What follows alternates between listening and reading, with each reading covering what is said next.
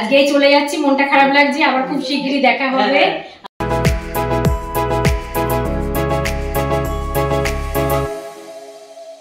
এঁচোড়ের তরকারি হবে, এরপরে এঁচোড়ের তরকারি করব, তার জন্য কেটে রেখে দিয়েছি পেঁয়াজ, আদা, রসুন, মশলা বাটা হয়ে গেছে।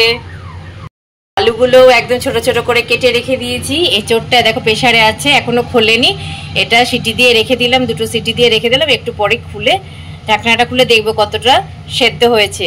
এরপরে এঁচোড়ের তরকারি করব।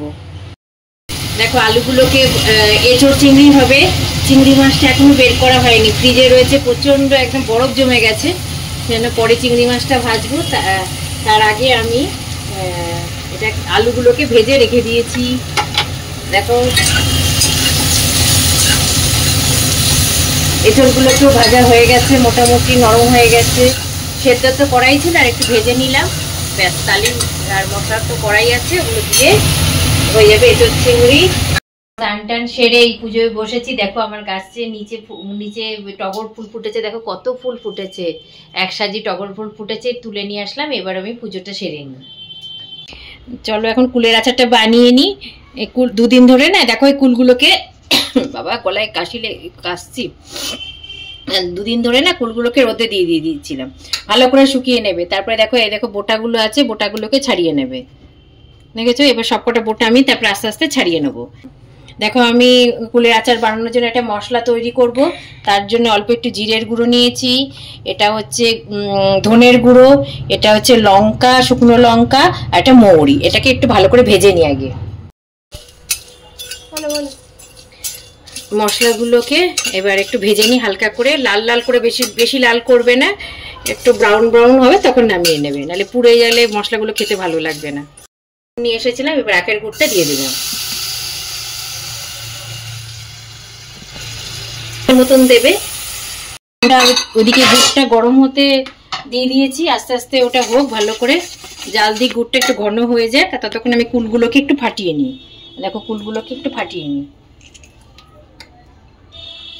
তুমি এবার ফাটিয়ে নিতে হবে একদম ঘন ঘন। এই দেখো এরকম ঘন ঘন হয়ে গেছে। এবার এই দেখো ফাটানো কুলগুলো আস্তে আস্তে এর মধ্যে সব দিয়ে দেবো।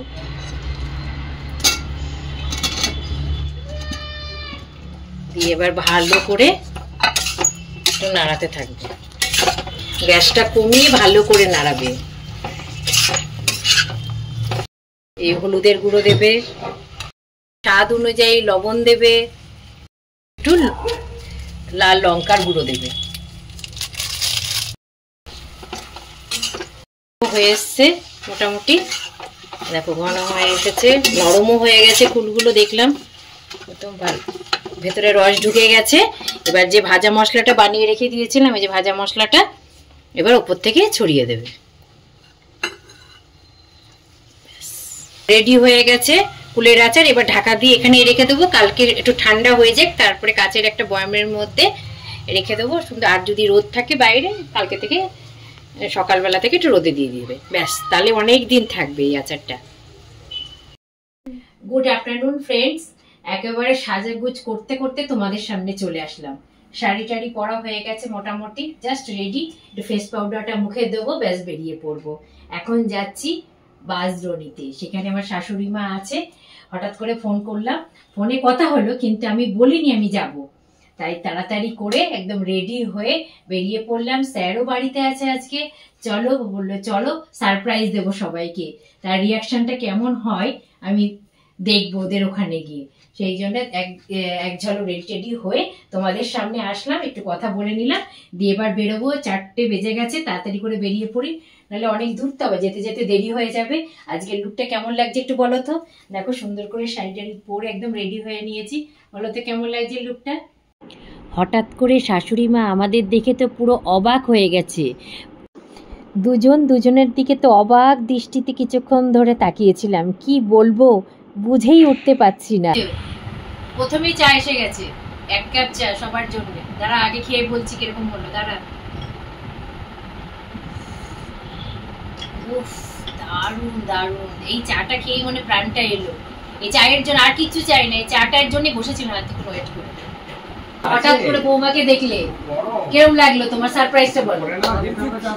ভীষণ ভীষণ খুশি, ভাবতেই পারি নাই কিছুতেই যে তুমি যে এই সময় আসবে। সেটা এত ভালো লাগলো কি বলবো, আমার মানে মুখ দিয়ে কথা বেরোচ্ছে না। এত দেখেছিস কিরকম সারপ্রাইজ হয়ে গেছে, দারুণ লেগেছে বলো সারপ্রাইজটা? ভীষণ ভীষণ কেমন লাগলো? ভীষণ ভীষণ ভীষণ ভালো লাগলো, এত ভালো লাগলো কি বলবো, খুব ভালো লাগলো। হ্যাঁ মানে খুব আনন্দ পেলাম। আমিও তো খুব আনন্দ পেয়েছি। আজকেই চলে যাচ্ছি, মনটা খারাপ লাগছে, আবার খুব শিগগিরই দেখা হবে। আবার যাবো নৈহাটিতে দেখা করতে তোমার সাথে। ভাইয়ের পরীক্ষাটা হয়ে যাক, নৈহাটিতে দেখা করতে যাবো সবাই মিলে। এত আনন্দ পেলাম, এত ভালো লাগলো কি বলবো। আবার এনজয় হবে খুব তাড়াতাড়ি, আবার হবে খুব তাড়াতাড়ি এনজয়। ঠিক আছে, ভালো থেকো। এখন রাত্রি 12টা বাজে, আমরা এখন পাইকপাড়া দিয়ে যাচ্ছি। এসে সবে পৌঁছেছি পাইকপাড়া, কাছাকাছি এসেছি। আজকে এনজয় করলাম, দারুণ মজা হলো।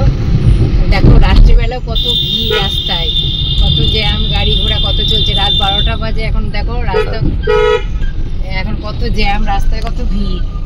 ঠিক আছে, আমরা তো সবসময় এত রাত্রে বেরোই না খুব একটা, তাই দেখতে পাই, তাই তোমাদের সাথেও শেয়ার করে গেলাম। দেখ রাস্তায় কত ভিড়, জ্যাম, গাড়ি ঘোড়া চলছে রাত্রি 12টার সময়। চলো আস্তে আস্তে বাড়ি যাই। আর আজকের মতন ব্লগটা এখানেই শেষ করে দিচ্ছি। যদি কিছু ব্লগটাতে ভালো লেগে থাকে, লাইক কমেন্ট শেয়ার করতে কিন্তু ভুলো না। Please subscribe my channel.